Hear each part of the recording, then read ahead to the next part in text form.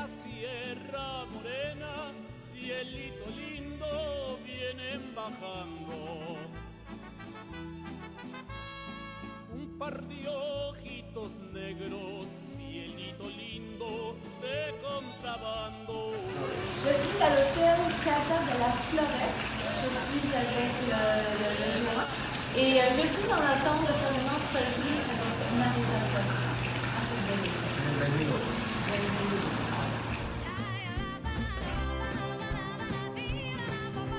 Je veux de l'amour, de la joie, de la bonne humeur. Ce n'est pas votre argent qui fera mon bonheur. Moi je veux crever la main sur le cœur. Allons ensemble découvrir ma liberté. Oubliez donc tous vos clichés. Bienvenue dans ma réalité.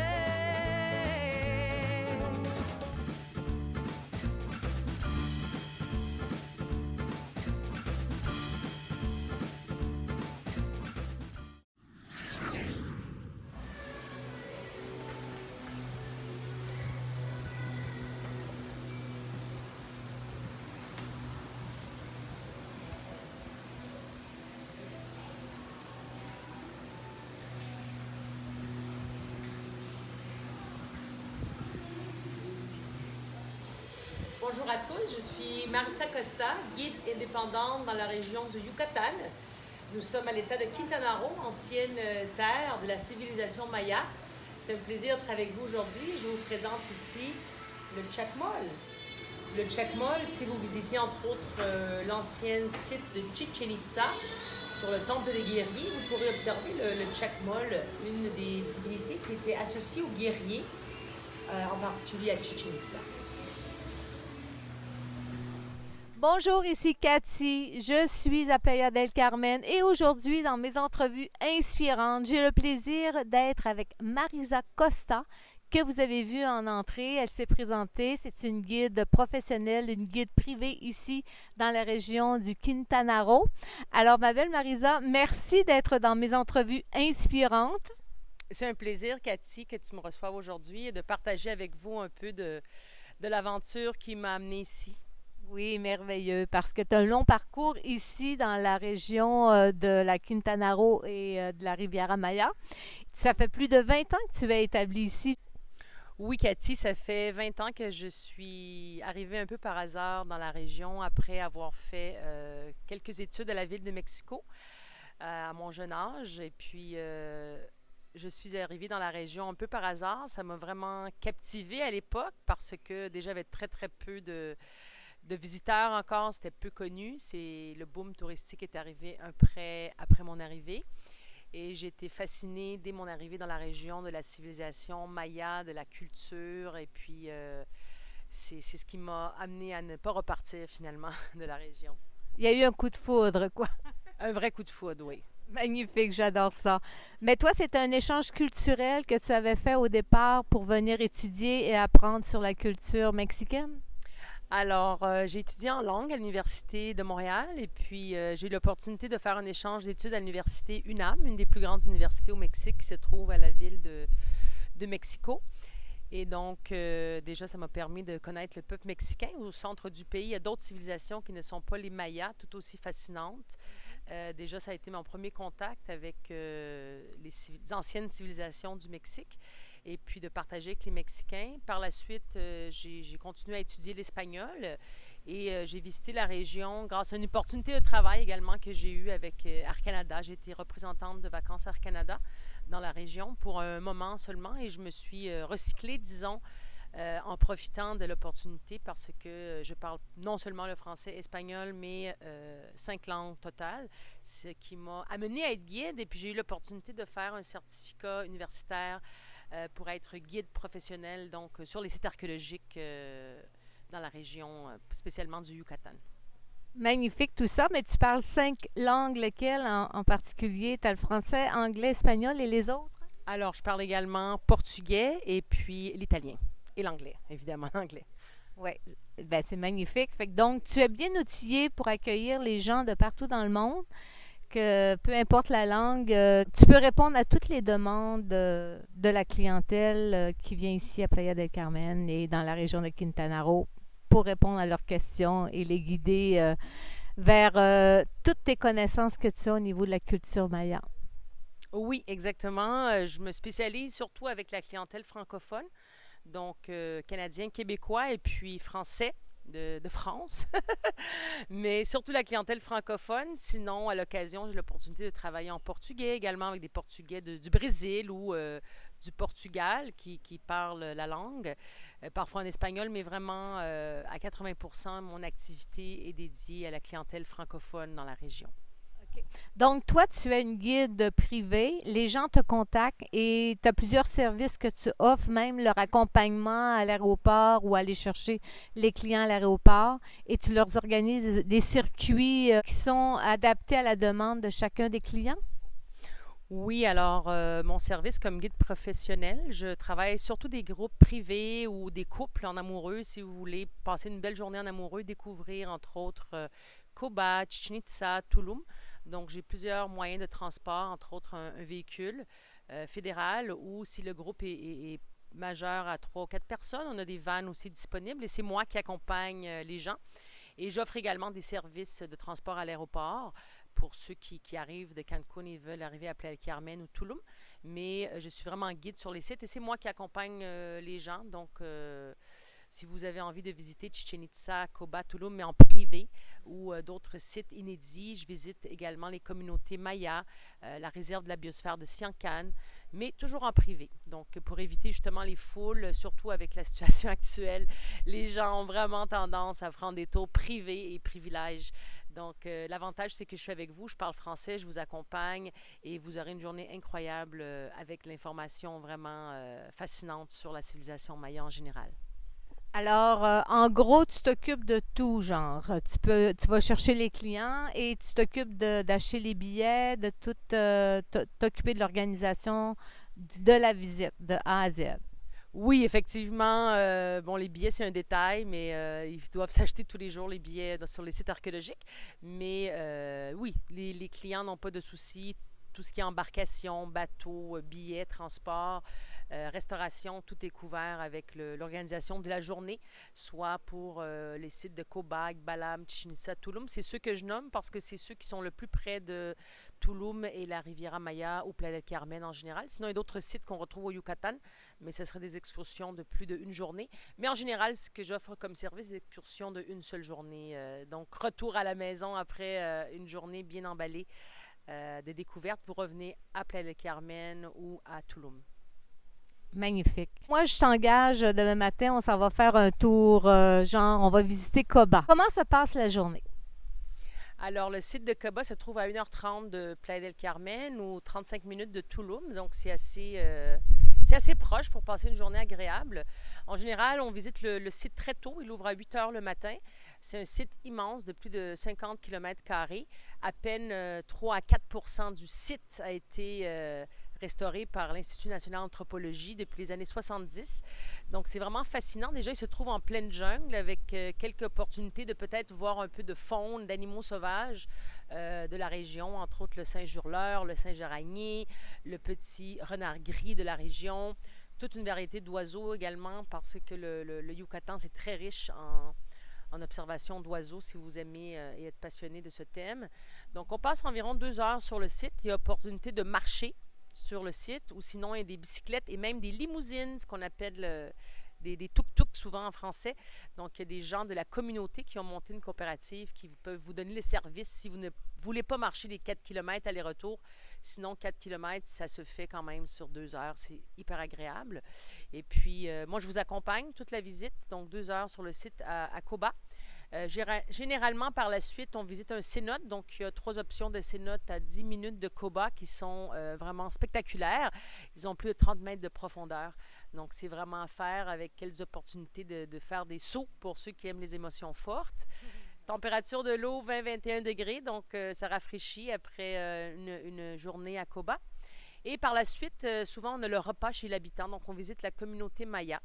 J'ai des liens très profonds avec la communauté Maya. Ça fait plusieurs années que j'ai travaillé sur plusieurs projets.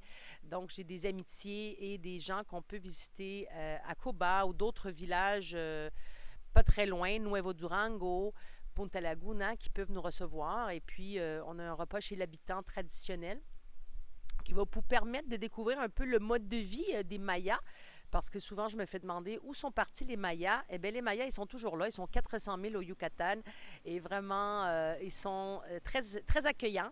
Et ils sont très fiers de partager avec vous leur mode de vie, leur culture. Ils nous montrent leur potager, qu'est-ce qu'ils mangent, qu'est-ce qu'ils produisent dans la région. Et c'est des familles assez nombreuses, donc on a souvent l'opportunité de partager avec les jeunes enfants, la femme qui est souvent à la maison, qui s'occupe de la cuisine et de tous ces jeunes, et de partager avec des familles très nombreuses qui vivent un peu en autarcie. Donc ça, c'est vraiment la partie que les gens adorent parce que c'est vraiment une opportunité d'aller au cœur des gens et puis de faire des rencontres passionnantes qui restent en mémoire pour toujours dans les souvenirs. Et surtout que c'est un peuple très, très accueillant. Donc vraiment, ça, c'est une des excursions que j'aime beaucoup offrir. Et par la suite, on peut faire d'autres activités avec ce combo Coba. On peut visiter la réserve de Punta Laguna pour observer le singe hurleur, le singe araignée. Il y a de la tyrolienne, du canot pour ceux qui aiment les émotions un peu plus fortes et des activités un peu plus physiques également. Donc, on peut combiner des excursions. On parle d'une excursion de 10 à 12 heures quand même. Donc, je vous invite vraiment à participer à celle-ci, Coba Village Maya. Mais quand tu parles de 10 à 12 heures, c'est facultatif aussi. C'est parce que là, tu remplis la journée pour vraiment occuper tes clients. Mais si des clients veulent une journée plus petite, c'est aussi selon l'offre et la demande. Qu'est-ce que tu offres? Ah, bien sûr. Moi, j'offre des tours à la mesure, en fait. Donc, c'est important de toujours bien communiquer avec les clients. Je m'adapte. Si vous voulez faire uniquement Coba, uniquement Village Maya, si vous voulez faire un tour plus express, Tulum, Cenote, tout est possible. L'idée, c'est vraiment de profiter, s'adapter. Parce que justement, c'est ça, les tours privés, de pouvoir vous offrir ce que vous avez envie pour passer la meilleure journée au Mexique durant vos vacances. Puis, ce qui est agréable aussi quand c'est un tour privé, c'est que les clients ont plus le temps de profiter de l'endroit où ils sont. Admettons, Coba, tu parles de 2 heures la visite, mais est-ce qu'ils peuvent prolonger un peu plus? Tu t'ajustes à la demande du client, c'est ça? Oui, effectivement, on peut passer 1 heure, 2 heures selon la demande du client. Parce que justement, encore une fois, c'est des tours privés, donc on s'adapte. Si vous voulez faire d'autres activités ou rendre la journée un peu plus courte, c'est possible, oui, effectivement. Bien, je trouve que c'est un plus, ça, parce que souvent, quand on fait un tour qui est vendu par quelqu'un sur la rue, c'est que tu vas à Coba, des fois, tu as un temps limité, puis il y en a que ça prend plus de temps, qui aiment ça déguster, profiter vraiment de l'endroit. Mais moi, je trouve qu'un tour privé, c'est un plus. Oui, souvent, c'est un petit peu plus cher, mais ça vaut le coup, tant qu'à aller visiter un endroit que l'on désire. C'est le fun d'avoir le temps. Et toi, tu connais beaucoup les cultures mayanes. Tu l'as étudié, tu dis que ça fait plusieurs années que tu les côtoies. Tu dois avoir plusieurs histoires à raconter à tes clients par rapport à ça. Oui, effectivement. Donc, j'ai toujours été fascinée par la civilisation maya, ce qui m'a amenée à faire ce métier dans la région. Et c'est un peu par curiosité au début que je m'étais inscrite donc, dans ce certificat universitaire qui m'a amenée à être guide, mais vraiment, c'était une curiosité personnelle. Et puis, par la suite, je suis devenue guide et j'ai eu l'opportunité de travailler avec des associations qui venaient en aide à des communautés mayas, qui apportaient des collectes de vêtements dans la région, parce que c'est des familles très nombreuses.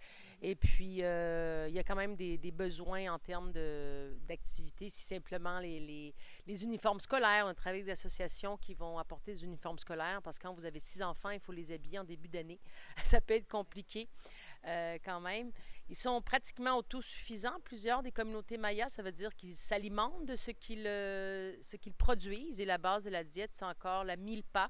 Donc, le maïs, ils produisent le maïs. C'est encore très traditionnel que l'homme, en fait, son activité principale soit travailler la milpa. La milpa, c'est le champ de maïs. Donc, la femme, elle sera à la maison avec ses 6 enfants. Et après, nous avons d'autres activités souvent relationnées au tourisme parce que, par exemple, sur le site de Coba, plusieurs hommes ont des activités sur les différentes coopératives en place. Et puis, ça leur permet de gagner un peu d'argent. Mais avec ces associations, on a monté des projets à lesquels on a apporté un peu d'aide aux Mayas sans vouloir changer leur style de vie et en respectant toujours leur mode de vie, leur tradition. Donc, c'est de façon qui m'a permis un peu de côtoyer les communautés mayas. Et puis, pour moi, c'est toujours très touchant. Et j'ai même je suis marraine de 2 petites filles mayas sur la communauté d'une dame qui s'appelle Marcelina, qui a mon âge, mais qui a 8 enfants. Donc, vraiment, c'est très spécial pour moi que la famille puisse, à travers les années, a pu m'adopter, si on peut dire comme ça, dans ces terres qui ne sont pas les miennes, finalement, parce que j'ai grandi au Québec. Mais pour moi, c'est spécial. Donc, avec beaucoup d'amitié, je visite et j'amène les clients dans ces familles avec lesquelles j'ai pu avoir des liens importants à travers les années. Est-ce que tu présentes tes nièces à tes clients? Oui, bien sûr. Parce qu'on peut les appeler tes nièces si tu es marraine. Oui, je suis marraine. C'est bien mes nièces, on peut dire. Donc, oui, souvent, je visite la famille de Marcelina et puis je leur présente mes nièces qui ont déjà aujourd'hui 7 ans et 9 ans. Sûrement très intéressant de faire affaire avec toi. J'ai bien hâte de prendre mon prochain tour avec toi. Oui, avec plaisir. Oui, avec joie. Mais toi, avec la reprise des voyageurs, parce qu'il y a beaucoup de voyages qui étaient en restriction dans certains pays, là, la reprise du tourisme a beaucoup augmenté ici dans le secteur Quintana Roo. Effectivement, la reprise du tourisme s'est refait en grande et on vous invite également à revenir. Alors, les Québécois, depuis le mois d'octobre, ont repris l'activité dans la région. Ensuite, les Français également, depuis le mois de juin, ont repris un peu les voyages en grande parce qu'ils peuvent voyager. Donc, le Mexique ne vous demande pas d'être vacciné. Le Mexique ne vous demande pas de test PCR pour entrer au pays. Pour l'instant, il n'y a aucune mesure qui s'applique. Ça peut paraître un peu farfelu comparé à d'autres pays qui ont pris des mesures très, très extrêmes. Mais ici, ça se passe bien. Nous sommes en lumière verte. Ça veut dire que tout a repris de façon normale. Donc, les activités, les bars sont ouverts, les restaurants. Certaines petites mesures, entre autres le fameux masque, il faut le porter en les lieux publics. Et parfois, dans les restaurants, ils vont garder certaines places disponibles entre les visiteurs et les clients. Mais en général, l'activité elle a repris. On est bien content parce que l'industrie principale de la région, effectivement, c'est le tourisme qui a été gravement touché durant la pandémie. Donc, on est très positif en général de la reprise du tourisme. On vous invite à venir, on vous invite à voyager. Les grandes lignes aériennes canadiennes, françaises ont des vols directs sur Cancun en ce moment. Donc, pour l'instant, les mesures sont minimes. Donc, c'est vraiment le masque et le distanciement social dans certains cas. Et puis, sinon, nous sommes en lumière verte à l'état de Quintana Roo, ce qui vous permet d'avoir une activité assez normale, de visiter des hôtels 5 étoiles, de vous louer un appartement Airbnb, de visiter les restaurants, les centres récréatifs, les parcs naturels, les sites archéologiques. Donc, vraiment, là, ça fait du bien après presque 18 mois d'autres mesures assez extrêmes dans les pays qu'on reçoit ici dans la région, entre autres le Canada et la France. On est très, très heureux de vous recevoir à nouveau avec moins de mesures. J'adore quand tu dis on est en lumière verte. J'aime beaucoup. J'aime plus ça quand on est en zone verte. Ça fait comme plus strict. Mais j'aime beaucoup le terme lumière verte. Non, ici, on est vraiment libre. Et tous les gens qui viennent, genre du Canada, moi, je suis canadienne, je vais parler pour mon pays. Mais les Canadiens qui viennent ici retrouvent une liberté. C'est vraiment extraordinaire comment est-ce qu'on se sent ici. Et moi, je suis vraiment heureuse que ça l'ait repris au niveau touristique, au niveau du travail pour toi, que ça aille mieux. Là, c'est fameux. Oui, effectivement, c'est vraiment positif. Puis on entame bientôt une nouvelle année. Espérons que ça puisse continuer comme ça. On veut tous reprendre la vie normale et puis voyager. On le sait que c'est toujours une grande opportunité. Donc, tout le monde aime voyager, surtout au Canada. Ils aiment bien prendre des vacances, s'échapper de l'hiver, comme on dit, briser l'hiver. Et puis, c'est 4h30 de vol de Montréal. Donc, assez accessible en question de temps et distance. Donc, je suis certaine que le Mexique sera une destination privilégiée pour les Québécois et les Canadiens cet hiver. C'est fabuleux. Et puis, toi, les gens, ils peuvent te rejoindre comment s'ils veulent faire affaire avec toi? Tu as un site web? Oui, alors normalement j'ai une page Facebook et Instagram. Vous pouvez me contacter à travers Facebook, Instagram, Costa Private Tour Guide. Et là, vous verrez plusieurs publications en français, en anglais. Et puis, vous pouvez à travers Facebook et Instagram me contacter. Et sinon, à mon email, marizzza74@hotmail, et je réponds personnellement à chacun de mes emails. Alors, c'est très facile de rejoindre Marisa ici, qui travaille partout dans le secteur Quintana Roo. Elle connaît beaucoup ce secteur-là et je pense que vous allez vraiment apprécier une journée ou deux ou trois ou quatre avec Marisa parce qu'il y a beaucoup à voir et à faire ici dans le secteur de la Quintana Roo et de la Riviera Maya. Bien, merci beaucoup. Tu es une personne très inspirante parce que juste le fait d'avoir quitté ton pays en étant tout jeune, dans l'âge, je pense, jeune vingtaine, et d'avoir habité ici, ça prend beaucoup de courage. Alors, je pense que Marisa est en mesure de vous guider de façon très sécuritaire, de façon très joviale aussi, parce qu'elle a un beau sens de l'humour. On a beaucoup de plaisir avec Marisa, on le voit avec son sourire magnifique, très communicatif. Alors, pour une journée vraiment unique et de découverte ici dans le secteur de Quintana Roo, je recommande vraiment Marisa Costa. C'était un plaisir, Cathy. Et à nouveau, vous êtes tous invités à visiter la Riviera Maya. Et avec plaisir, je vous donnerai mes services privés sur les sites archéologiques ou les réserves naturelles de la région. Merci à tous. On vous attend au Mexique. Je vous mets ces informations tout de suite à la fin de cette vidéo. Et en terminant, j'aimerais beaucoup remercier l'hôtel où on est ici. C'est la Casa de las Flores. Et c'est vraiment beau. C'est un hôtel avec un décor typiquement mexicain. Et quand on est ici, vraiment, moi, je me sens vraiment bien. C'est beaucoup de verdure, beaucoup de plantes.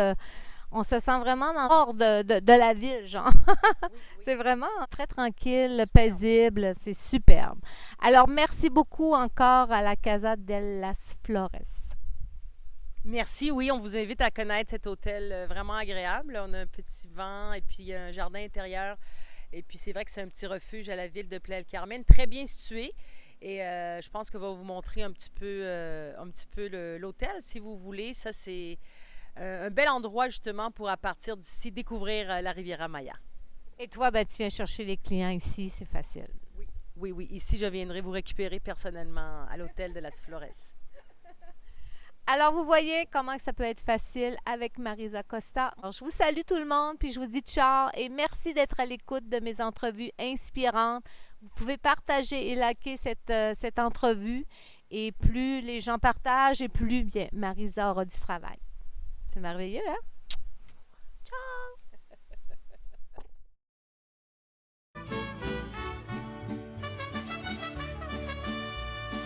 De la Sierra Morena, cielito lindo, vienen bajando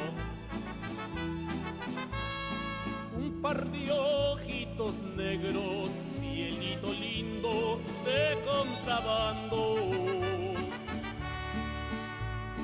De la Sierra Morena, cielito lindo, vienen bajando un par de ojitos negros, cielito lindo, de contrabando. Ay, ay, ay, ay,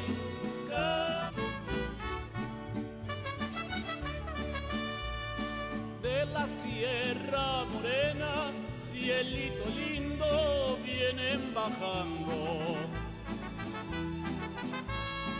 un par de ojitos negros, cielito lindo, de contrabando.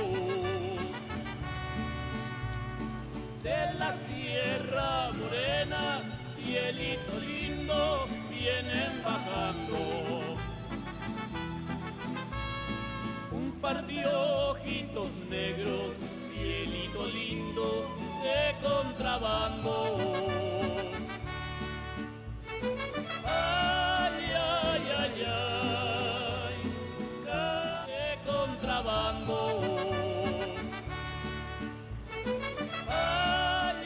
Alors, je vous montre une chambre qu'il y a à l'hôtel La Casa de las Flores. C'est vraiment propre, style mexicain, c'est vraiment bien. Pour ceux qui veulent venir à Playa del Carmen, c'est très bien situé aussi.